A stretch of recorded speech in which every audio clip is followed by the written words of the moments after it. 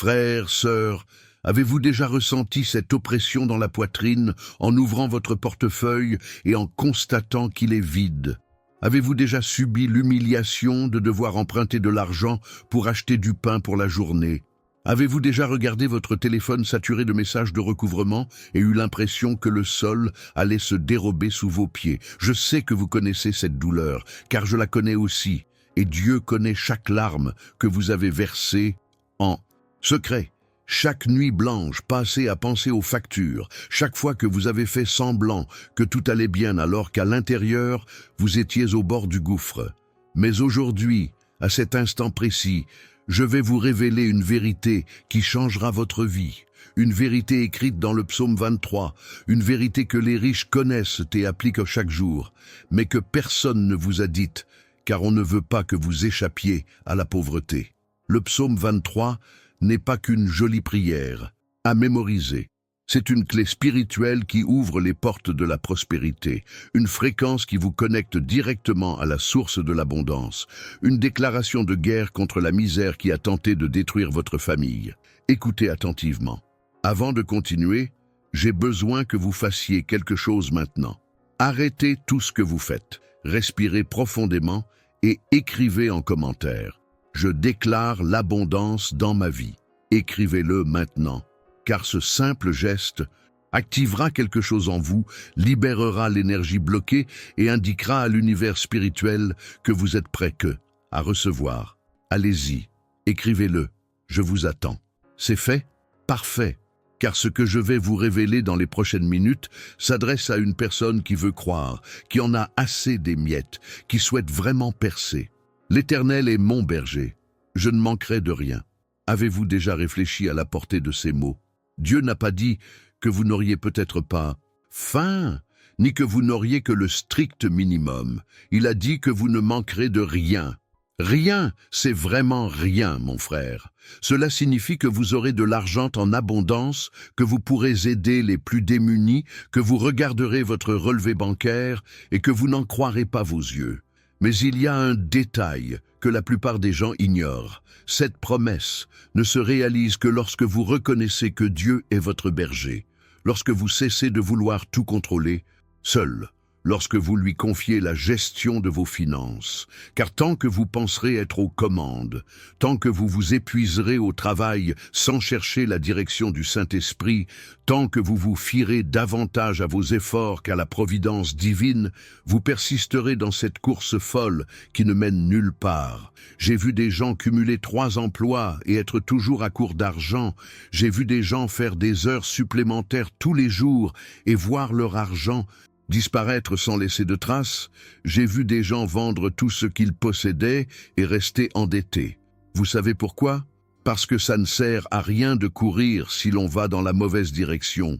Ça ne sert à rien de travailler dur si Dieu ne bénit pas notre travail. Ça ne sert à rien de faire des projets si Dieu n'est pas au centre de ces projets. Il me fait reposer dans de verts pâturages. Il me conduit près des eaux paisibles. Ce ne sont pas des paroles de poésie, mon ami, mais une prophétie concernant votre vie financière.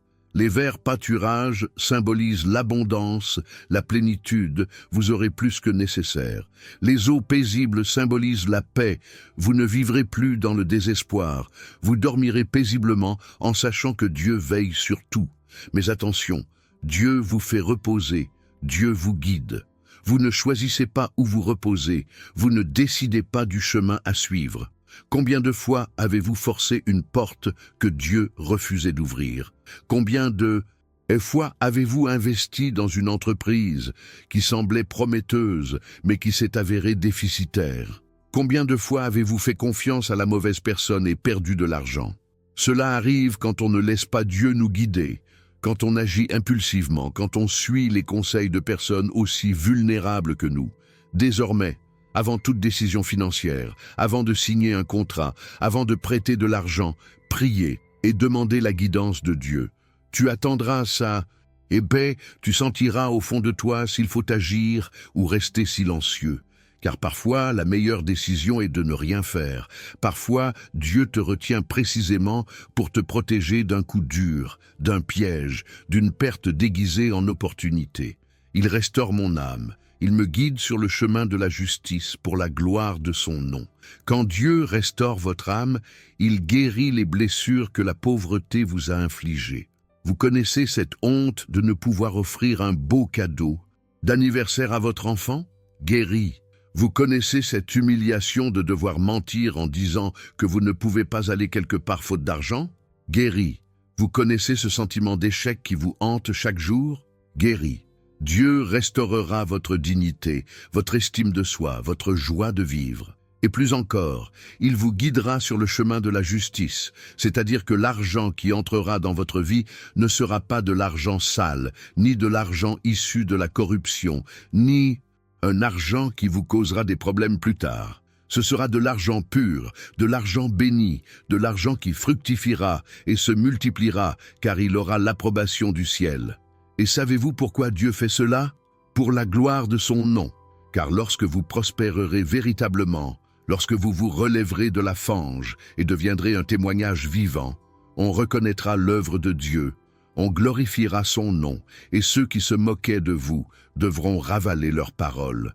Dieu se réjouit de la prospérité de ses enfants, non pour que nous la gaspillions en futilité, mais pour que nous soyons des instruments de bénédiction, que nous puissions aider les nécessiteux et financer l'œuvre du royaume. Même si je traverse la vallée de l'ombre de la mort, je ne craindrai aucun mal, car tu es avec moi. Peut-être traverses-tu cette vallée en ce moment, peut-être traverses-tu la pire période financière de ta vie, peut-être penses-tu qu'il n'y a pas d'issue, que c'est la fin, qu'il n'y a plus d'espoir. Mais écoute attentivement ce que je vais te dire. La vallée n'est pas ta destination finale. La vallée n'est qu'un passage. Tu la traverses, tu ne t'y attardes pas. L'ombre de la mort ne t'atteindra pas. La faillite ne t'engloutira pas. Le désespoir ne triomphera pas. Car Dieu est avec toi. Et si Dieu est avec toi, qui peut être contre toi? La banque peut te menacer, le patron peut t'humilier, le propriétaire peut frapper à ta porte pour réclamer un loyer impayé, mais rien de tout. Cela ne te détruira, car le berger le plus puissant de l'univers marche à tes côtés. Et écoutez bien ceci, il est très important que je vous dise maintenant, avant que vous n'oubliez, si ce message vous touche profondément, si une étincelle de foi s'allume en vous, alors cliquez sur « J'aime » maintenant. Car ce « j'aime » n'est pas pour moi, c'est une déclaration de foi. C'est votre façon d'affirmer au ciel que vous croyez, que vous avez confiance, que vous recevez ce message. Cliquez. Cela ne prend qu'une seconde, mais cela change tout dans votre vie spirituelle. Ta houlette et ton bâton me réconfortent. La houlette sert à discipliner, le bâton à guider. Parfois, Dieu a besoin de te discipliner, de te corriger, de te montrer que tu faisais des erreurs dans la gestion de ton argent. Combien de fois as-tu dépensé pour des futilités alors que tu aurais dû économiser? Combien de fois as-tu acheté des choses coûteuses pour impressionner des gens qui ne se soucient même pas de toi? Combien de fois as-tu gaspillé de l'argent dans des vices, des fêtes, des choses qui n'ont rien apporté à ta vie? Dieu te permet de traverser des difficultés précisément pour que tu apprennes, que tu mûrisses, que tu comprennes la valeur de l'argent. Mais une fois la leçon apprise, le bâton entre en action. Il te guide vers les bonnes opportunités, te protège des pièges, te montre le chemin de la prospérité. Et la houlette comme le bâton te réconforte, car tu sais que Dieu prend soin de toi, qu'il ne t'a pas abandonné, que tout fait partie d'un plan plus vaste pour te conduire vers un avenir insoupçonné. Certaines personnes se mettent en colère face à l'adversité, maudissent Dieu, s'éloignent de l'Église et pensent qu'il les a oubliés. Mais en réalité, Dieu les façonne, les préparant à recevoir la bénédiction à venir. Car, à quoi bon que Dieu vous donne 1 million si vous ne savez pas gérer ne serait-ce que 100 réaux? À quoi bon que Dieu vous confie une entreprise si vous n'avez pas le caractère pour la diriger? À quoi bon que Dieu vous donne de l'autorité si vous n'avez pas l'humilité de servir? Tu dresses devant moi une table, en face de mes ennemis. C'est un combat spirituel, mon frère, et tu dois comprendre que ta prospérité dérange beaucoup de gens. Certains ne veulent pas te voir réussir, d'autres sont contre toi, d'autres encore médisent de toi. Certains jettent des sorts, sont envieux et te veulent du mal. Mais sais-tu ce que fait Dieu? Il dresse une table pour toi devant ses ennemis, il te fait prospérer précisément devant ceux qui doutaient de toi, il t'élève devant ceux qui t'ont humilié. Et ils devront voir, ils devront accepter, ils devront reconnaître que Dieu est avec toi. Mais attention, ne tombe pas dans le piège de la vantardise, de l'ostentation.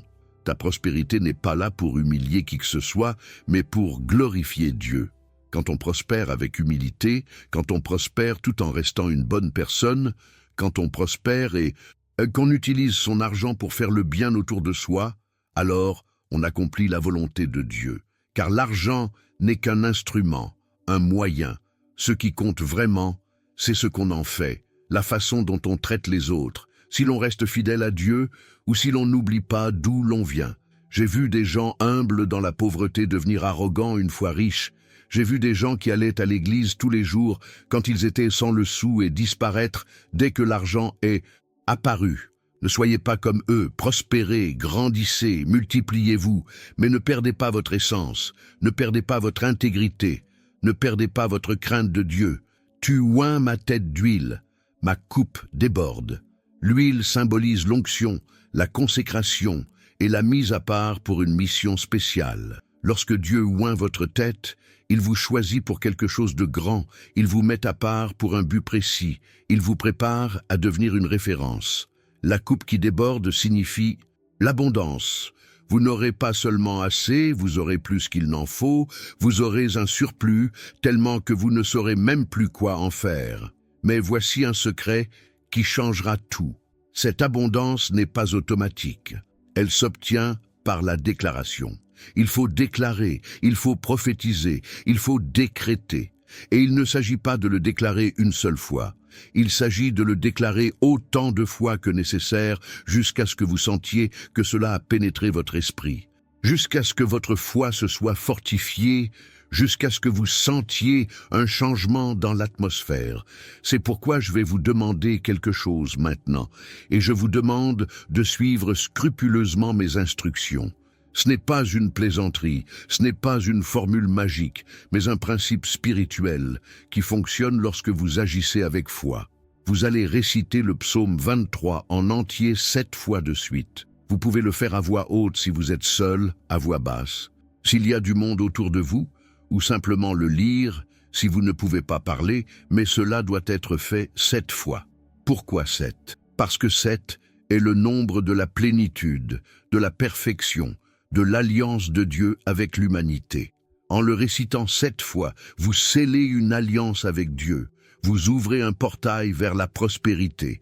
Vous libérez les anges pour qu'ils œuvrent en votre faveur. Ne négligez pas cette étape. Ne la remettez pas à plus tard.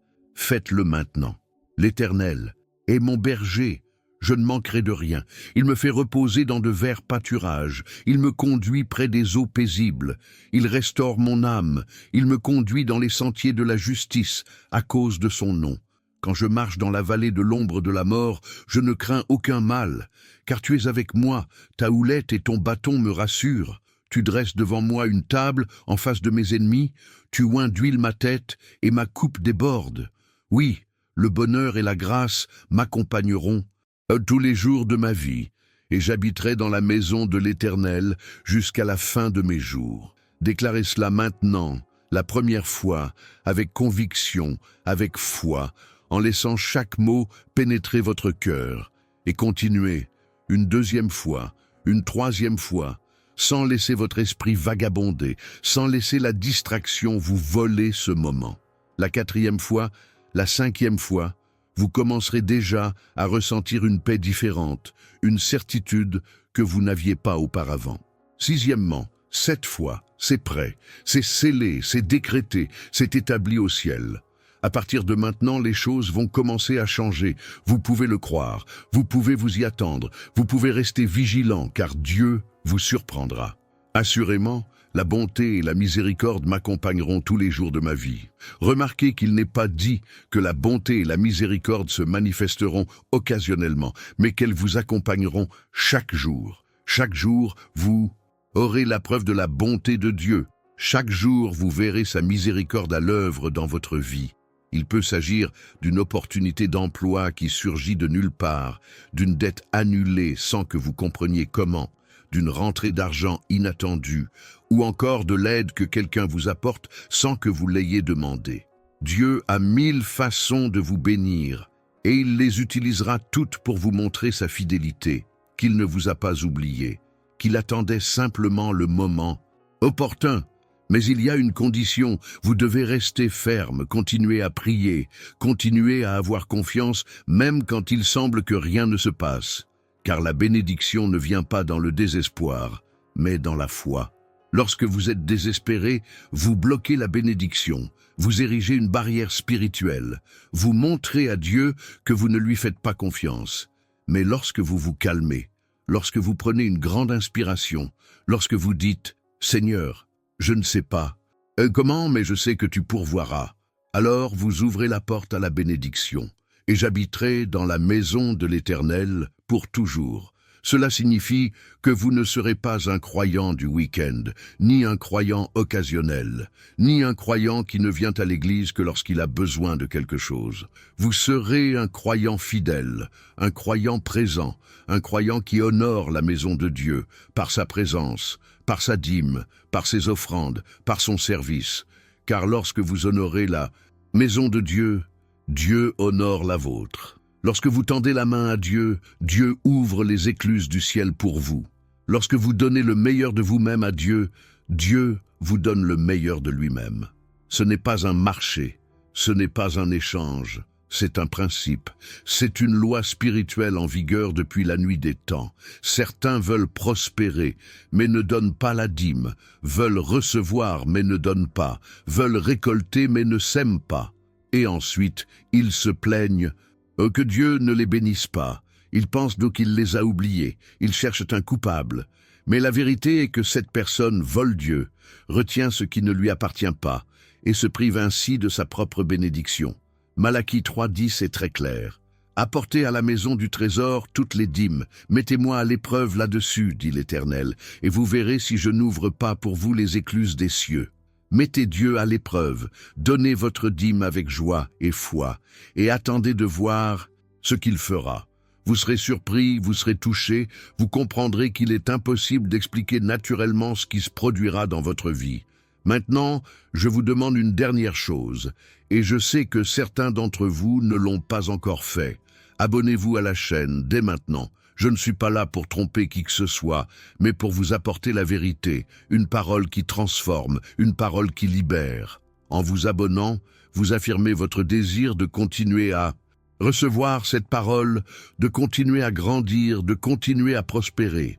Activez aussi les notifications, car chaque jour, je partagerai un nouveau message, une nouvelle révélation, une nouvelle prière. Ne manquez rien, car chaque message est une pièce du puzzle de votre prospérité. Et une dernière chose, partagez cette vidéo avec quelqu'un qui a besoin de l'entendre, avec quelqu'un qui est découragé, avec quelqu'un qui pense abandonner. Vous pouvez être l'instrument dont Dieu se servira pour sauver la situation financière de quelqu'un, pour sortir une famille de la misère, pour redonner espoir à ceux qui n'en ont plus. Ne gardez pas cette bénédiction pour vous, multipliez-la, diffusez-la, partagez-la. Plus vous donnez, plus vous recevez. C'est la loi du royaume. Sais-tu ce qui se passe quand tu proclames le psaume 23 avec foi? Le ciel se met en marche. Les anges reçoivent des ordres. Des portes s'ouvrent. Les ennemis reculent. Les dettes sont réglées. Des opportunités se présentent. Mais ce n'est pas immédiat, ce n'est pas quand tu le souhaites, c'est au temps de Dieu. Et le temps de Dieu est toujours le meilleur, car s'il te l'accorde trop tôt, tu ne sauras pas le retenir. S'il te l'accorde trop tard, tu auras déjà raté l'occasion. Mais quand il te l'accorde au bon moment, tout s'emboîte parfaitement, tout est logique, tout concourt à ton bien. C'est pourquoi j'insiste, n'abandonne pas. N'abandonne pas à mi-chemin. N'abandonne pas quand rien ne semble se passer, n'abandonne pas quand la facture arrive et que tu ne sais pas comment payer. Continue de prier, continue de proclamer, continue de faire confiance. Votre victoire est imminente, votre bénédiction est en route, votre transformation est assurée. Il vous suffit de tenir bon encore un peu, d'endurer un jour de plus, de garder la foi une semaine de plus. Car celui qui persévère jusqu'à la fin sera sauvé, celui qui ne se décourage pas recevra la couronne, celui qui demeure ferme verra la gloire de Dieu se manifester. Certains ont commencé cette prière le cœur lourd et ressentent déjà une paix nouvelle. D'autres ont commencé cette vidéo en pleurant et sourient maintenant. D'autres encore ont commencé sans espoir et sentent déjà que quelque chose a changé. Voilà la puissance de la parole de Dieu, la puissance du psaume 23, la puissance d'une déclaration faite avec foi. Et cela ne s'arrête pas là. N'oubliez pas, ne lâchez rien. Chaque fois que vous traversez des difficultés financières, chaque fois que le désespoir vous envahit, chaque fois que la peur vous saisit, revenez à ce psaume, proclamez-le à nouveau, renouvelez votre alliance avec Dieu, car le combat ne s'arrête jamais, l'ennemi n'abandonne jamais, les difficultés continueront d'apparaître, mais vous avez une arme puissante, une clé qui ouvre toutes les portes, un Dieu qui ne faillit jamais. Et si Dieu est pour vous, peu importe qui est contre vous, si Dieu a décrété votre prospérité, aucune crise économique ne pourra l'arrêter, aucun gouvernement ne pourra l'entraver, aucune inflation ne pourra la détruire. La bénédiction de Dieu ne dépend ni de l'économie d'un pays, ni du dollar, ni du politicien au pouvoir. Elle dépend uniquement de sa fidélité. Et Dieu est toujours fidèle, en toutes circonstances, à tout moment et en toute situation. Je vais vous raconter une histoire qui m'est arrivée, une histoire qui a changé ma perspective sur le psaume 23. Il y a eu une période de ma vie où j'étais complètement brisé, désespéré, sans savoir quoi faire. J'avais des factures impayées, on me réclamait de l'argent tous les jours, j'avais perdu mon emploi et il me semblait qu'il n'y avait aucune issue. J'étais au plus bas. Je pensais à faire une folie, même à mettre fin à mes jours, car je me sentais comme un fardeau pour ma famille. Mais un jour, quelqu'un est venu me voir et m'a dit « As-tu essayé de réciter le psaume 23 7 fois par jour pendant 30 jours ?» Je l'ai regardé avec dédain, avec scepticisme, pensant que c'était absurde, que ça ne résoudrait rien. Mais j'étais tellement désespéré que j'ai dit « Je vais essayer, ça ne coûte rien, qu'est-ce que je risque ?» Et j'ai commencé à le réciter tous les jours, 7 fois, parfois plus, parfois moins, mais je le récitais toujours. Au début, rien ne s'est passé, et je me suis dit, tu vois, je savais que c'était un mensonge. Mais j'ai persévéré, car j'avais promis de tenir les 30 jours. Et vous savez ce qui s'est passé? Le 13e jour, une opportunité d'emploi s'est présentée, une opportunité que je ne cherchais même pas. Le 20e jour, une dette que je pensais devoir rembourser a été annulée, car l'entreprise a fait faillite et a perdu ses archives. Le 27e jour, j'ai reçu de l'argent dont j'avais complètement oublié qu'on me devait quelque chose. Et le 30e jour, ma vie a été totalement transformée. De l'argent sur mon compte, mes factures payées et la paix dans mon cœur. Depuis ce jour, je n'ai jamais cessé de réciter le psaume 23, car j'ai constaté de mes propres yeux que cela fonctionne, que ce n'est pas une blague, que c'est bien réel. Vous aussi, vous pouvez vivre la même expérience, observer la même transformation, recevoir le même miracle. Peu importe que vous soyez sans emploi, endetté, désespéré, que vous ayez tout essayé en vain. Dieu est expert dans les situations impossibles. Il se réjouit de faire ce que nul autre ne peut. Il se glorifie lorsqu'il relève une personne tombée dans la misère et la place sur son trône. Vous pouvez être le prochain témoignage, la prochaine histoire de victoire, le prochain exemple que Dieu accomplit encore des miracles. Mais vous devez faire votre part, avoir la foi, le déclarer, croire, car la foi sans les œuvres est morte, la prière sans action est vaine, la déclaration sans conviction n'est que paroles en l'air. Déclarez comme si votre vie en dépendait, car c'est le cas. Déclarez comme si c'était la dernière chose que vous feriez, car ce sera peut-être la première dans votre nouvelle vie. Vous devez continuer à clamer haut et fort jusqu'à ce que vous sentiez que quelque chose s'est brisé, que quelque chose a bougé, que quelque chose a changé. Le psaume 23 n'est ni une prière, ni une incantation, ni un mantra. C'est une alliance, un pacte, une promesse que Dieu a faite et qu'il accomplira dans la vie de ceux qui croient. En proclamant ce psaume, vous exigez de Dieu ce qu'il a lui-même promis. Vous lui rappelez sa parole, vous activez sa fidélité divine. Dieu ne peut se renier, Dieu ne peut revenir sur sa parole, Dieu ne peut manquer à ses promesses. C'est pourquoi vous pouvez être absolument certain que si vous faites votre part, Dieu fera la sienne. Si vous le proclamez avec foi, Dieu répondra avec puissance. Si vous croyez véritablement, Dieu le manifestera véritablement. Il est impossible de se tromper lorsque vous êtes en accord avec la volonté de Dieu, lorsque vous suivez le chemin qu'il a préparé, lorsque vous vous fiez à sa providence et non à vos propres efforts. Certaines personnes regarderont cette vidéo et l'ignoreront, la jugeant exagérée, pensant qu'il s'agit simplement d'un pasteur de plus cherchant à tromper les gens. Et c'est leur droit, chacun est libre de croire ce qu'il veut, chacun récolte ce qu'il sème, chacun reçoit selon sa foi.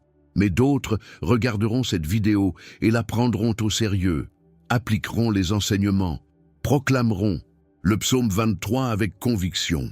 Et cette personne sera la prochaine à témoigner, la prochaine à partager un miracle, la prochaine à dire « J'étais brisé et Dieu m'a relevé, j'étais désespéré et Dieu m'a donné la paix, j'étais sans issue et Dieu a ouvert un chemin là où il n'y en avait pas ».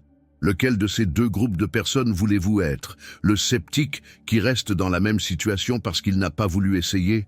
Ou la personne de foi qui a osé croire et a vu Dieu à l'œuvre? Le choix vous appartient, la responsabilité vous appartient, le résultat sera proportionnel à votre décision. J'ai déjà fait ma part, je vous ai déjà donné la clé, je vous ai déjà montré le chemin. C'est maintenant à vous de prendre cette clé et d'ouvrir la porte, c'est à vous de parcourir ce chemin et d'atteindre votre destination. C'est à vous de croire véritablement et de recevoir véritablement. Avant que j'oublie, il y a quelque chose de très important que je dois vous dire. Une révélation que Dieu a mise dans mon cœur à l'instant même où je vous parlais. Certains d'entre vous qui regardent cette vidéo pensent « J'ai déjà tout fait, j'ai déjà prié, j'ai déjà fait mes déclarations, j'ai déjà jeûné et rien ne s'est passé ». Si vous êtes dans ce cas, je tiens à vous dire ceci. Ce n'est pas que rien ne se soit passé, c'est que vous n'avez pas réalisé ce qui se passait. Car Dieu agit dans l'invisible avant de se manifester dans le visible. Dieu œuvre dans le spirituel avant de se révéler dans le naturel. Dieu prépare le terrain avant de semer. Et pendant que vous pensez que rien ne se passe, Dieu met les choses en mouvement, ouvre des portes, lève les obstacles, prépare les personnes qui pourront vous aider, crée des opportunités insoupçonnées. Alors ne perdez pas espoir, ne vous découragez pas, ne perdez pas la foi. Car lorsque vous vous y attendrez le moins, lorsque vous serez sur le point d'abandonner, lorsque vous aurez atteint vos limites, la réponse apparaîtra, la bénédiction arrivera, le miracle se manifestera, et vous comprendrez avec le recul que tout faisait partie du plan, que tout avait un but, que tout concourait à votre bien. Dieu n'est jamais en retard, Dieu n'oublie jamais personne, Dieu ne laisse jamais ses enfants sans ressources. Il peut prendre son temps, mais il ne faillit jamais. Il peut vous faire attendre, mais il ne vous abandonne pas. Il peut vous mettre à l'épreuve, mais il ne vous détruit pas. Car le plan de Dieu pour votre vie est un plan de prospérité, de paix, de joie et d'abondance. Et rien ni personne ne peut empêcher ce plan de se réaliser, sauf vous-même, si vous abandonnez. Si vous cessez de croire, si vous cessez de le proclamer. Alors, tenez bon, gardez confiance, continuez de proclamer le psaume 23, car votre victoire est assurée, votre bénédiction est en chemin, votre miracle est sur le point de se produire. Il y a une autre chose essentielle à comprendre à propos de ce psaume, une vérité souvent ignorée, mais qui change tout lorsque le miracle est sur le point de se produire. Lorsque le texte dit que le Seigneur est votre berger, cela ne signifie pas qu'il fera tout pour vous pendant que vous restez les bras croisés. Cela signifie qu'il vous guidera, mais que vous devez agir. Il vous montrera le chemin, mais vous devez le parcourir. Il ouvrira la porte, mais vous devez entrer. Certains restent immobiles, attendant que l'argent leur tombe du ciel, que les factures se règlent d'elles-mêmes, que le « on travaille » apparaisse comme par magie. Mais cela ne fonctionne pas ainsi. Dieu vous donne la direction, la stratégie, l'opportunité, mais vous devez agir. Si Dieu vous indique une voie à suivre, vous devez trouver le moyen de vous y inscrire. S'il vous montre une offre d'emploi, vous devez envoyer votre CV. S'il vous inspire une idée d'entreprise, vous devez la mettre en œuvre. Car la foi sans action est paralysante, la prière sans action est illusion, une déclaration sans exécution reste vaine. Saviez-vous que certaines personnes récitent le psaume 23 depuis des années sans jamais avoir de réponse? Et savez-vous pourquoi? Parce qu'elles prient de leurs lèvres sans y croire de tout leur cœur. Elles répètent des mots sans en intégrer la vérité. Elles demandent sans se préparer à recevoir. C'est comme cet homme qui demande une voiture à Dieu sans passer son permis. C'est comme cette femme qui demande un mari à Dieu sans travailler sur elle-même. C'est comme ce jeune homme qui demande une entreprise florissante sans même apprendre les bases de la gestion. Dieu ne vous comblera pas de bénédictions si vous n'êtes pas prêt à les porter. Il ne vous donnera pas 1 million si vous ne savez pas gérer même 1000. Il ne vous promouvra pas si vous n'avez pas été fidèle dans les petites choses. C'est pourquoi parfois cela prend du temps. C'est pourquoi parfois on a l'impression que rien ne se passe. Dieu vous prépare, vous façonne, vous enseigne, vous corrige. Et lorsque vous êtes prêt, alors la bénédiction se déverse pleinement. Un autre obstacle à l'abondance est l'ingratitude. Certains se plaignent sans cesse, sont toujours insatisfaits, persuadés de mériter davantage. Ils ne se rendent pas compte de la valeur de ce qu'ils ont sur la table, ils ne remercient pas Dieu pour le toit qui les abrite, ils ne reconnaissent pas les petites victoires qu'il leur a déjà accordées. Et pourtant, ils en demandent toujours plus, ils en veulent toujours plus, ils exigent toujours un plus. Mais comment Dieu pourrait-il vous donner davantage si vous n'êtes pas reconnaissant pour le peu que vous possédez déjà? Comment Dieu pourrait-il multiplier vos bienfaits si vous ne reconnaissez pas ce qu'il a déjà accompli? La gratitude est la clé qui ouvre la porte à la multiplication.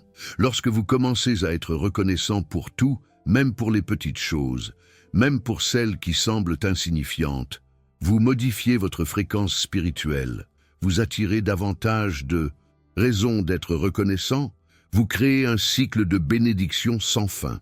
Alors, avant de poursuivre, prenez un instant pour remercier Dieu pour 3 choses que vous avez dans votre vie.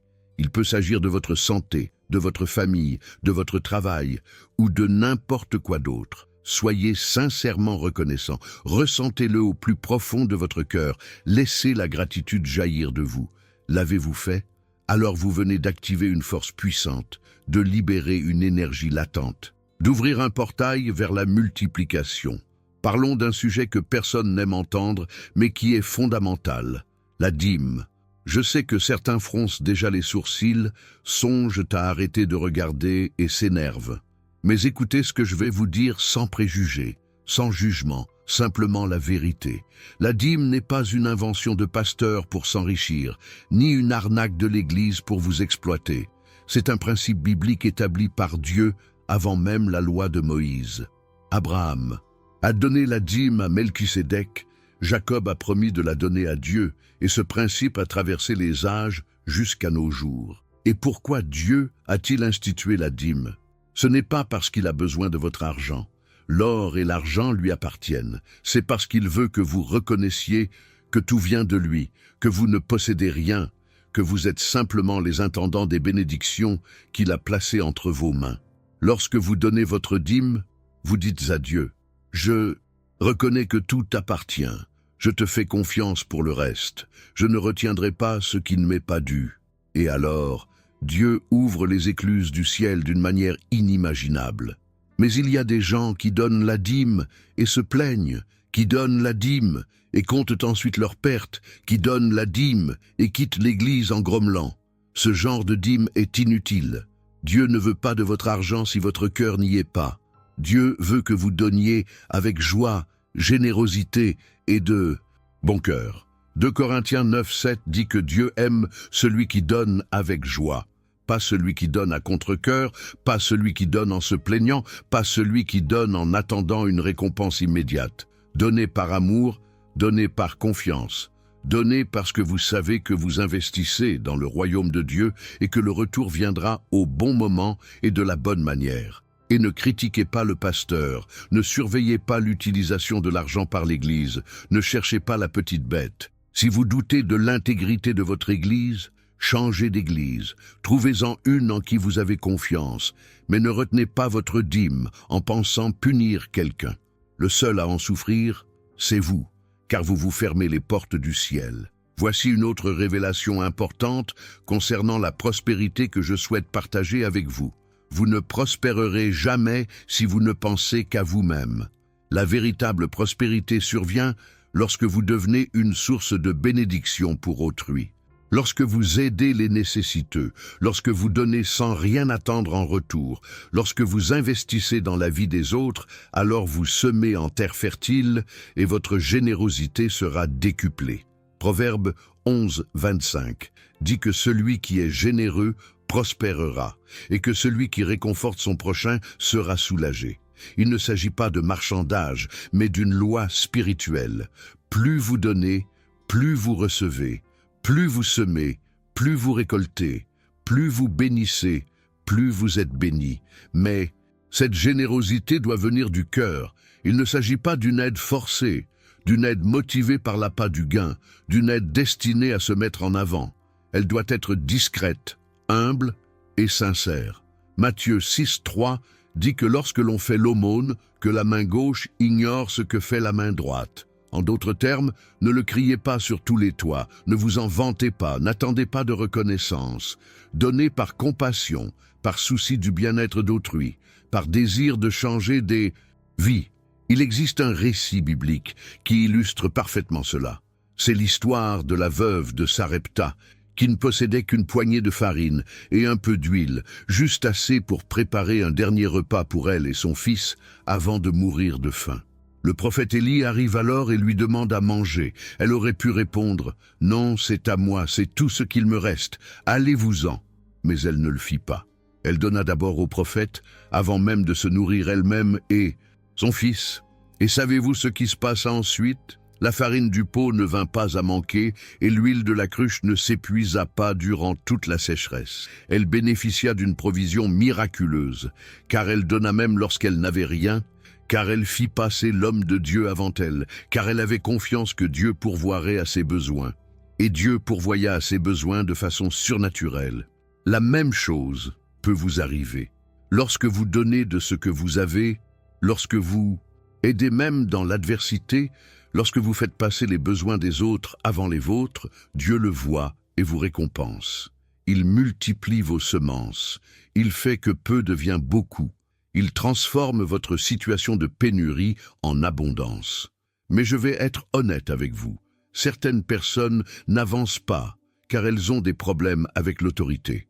Elles remettent constamment en question le pasteur, critiquent sans cesse les responsables et pensent constamment en savoir plus que tout le monde. Résultat, elles ne progressent pas, elles ne s'épanouissent pas, elles n'avancent pas. Car lorsque vous ne respectez pas l'autorité spirituelle que Dieu a placée sur vous, vous manquez de respect à Dieu lui-même.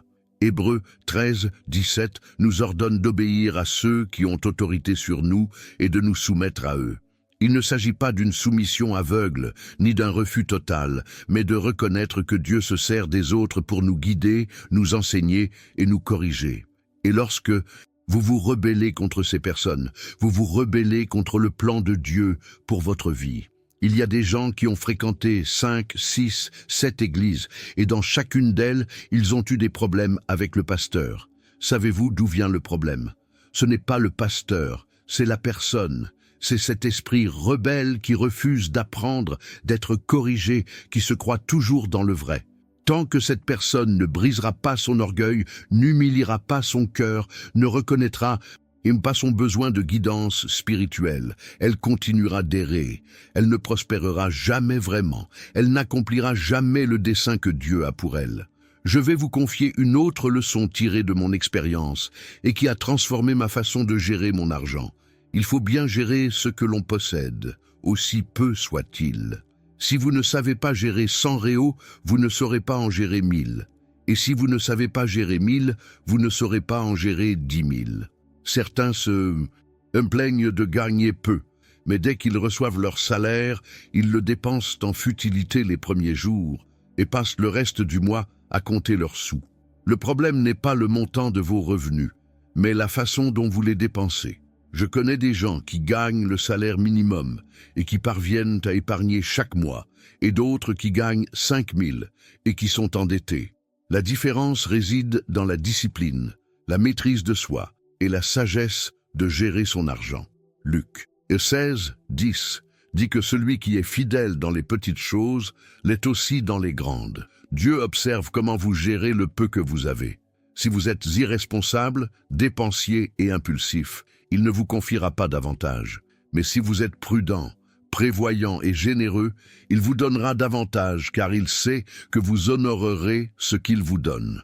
Permettez-moi de vous parler d'une grave erreur que beaucoup commettent: vivre pour les apparences, acheter des vêtements hors de prix, qu'ils ne peuvent pas se permettre, changer de téléphone portable chaque année pour ne pas paraître ringard, organiser des fêtes d'anniversaire somptueuses en empruntant de l'argent.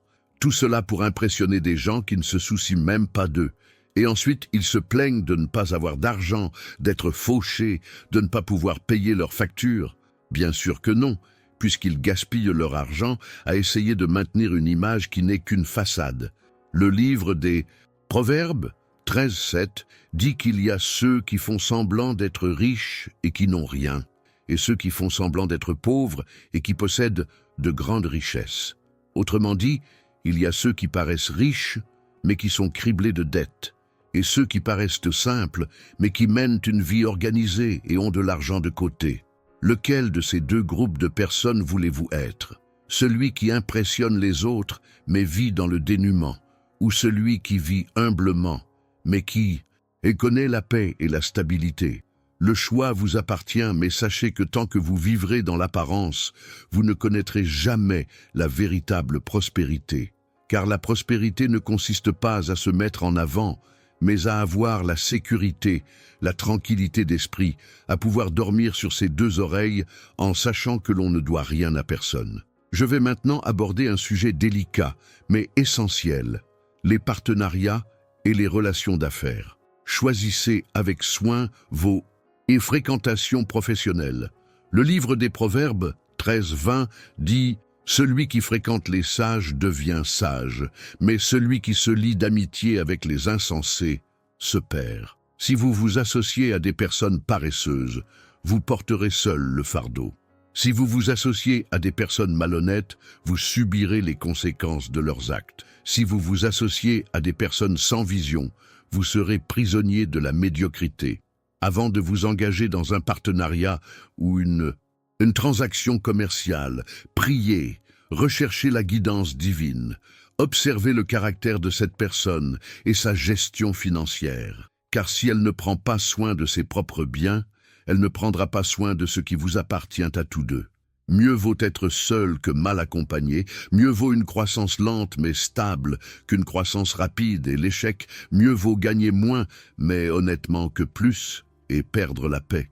Il existe un autre piège qui en piège plus d'un: la carte de crédit. Elle semble providentielle, la solution à tous les problèmes, comme si l'on pouvait acheter tout ce que l'on veut et payer plus tard.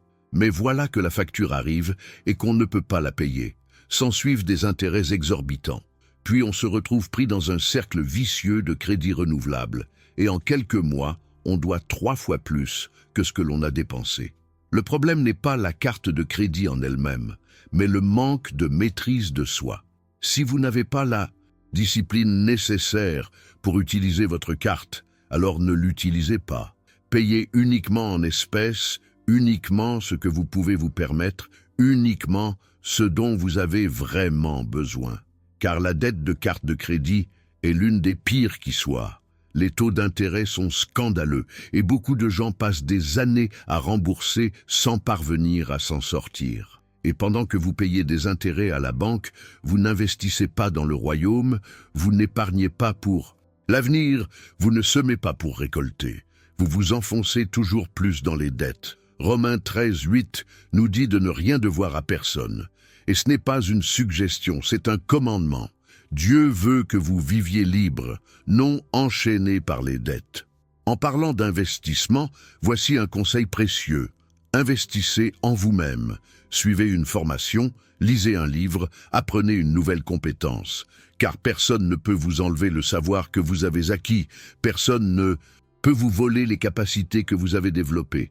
Vous pouvez perdre votre emploi, votre argent, tout perdre. Mais si vous avez du savoir, vous vous relèverez. Joseph a été vendu comme esclave, injustement emprisonné. Il a tout perdu, mais il avait la sagesse, le talent, le savoir. Grâce à cela, il est devenu gouverneur d'Égypte.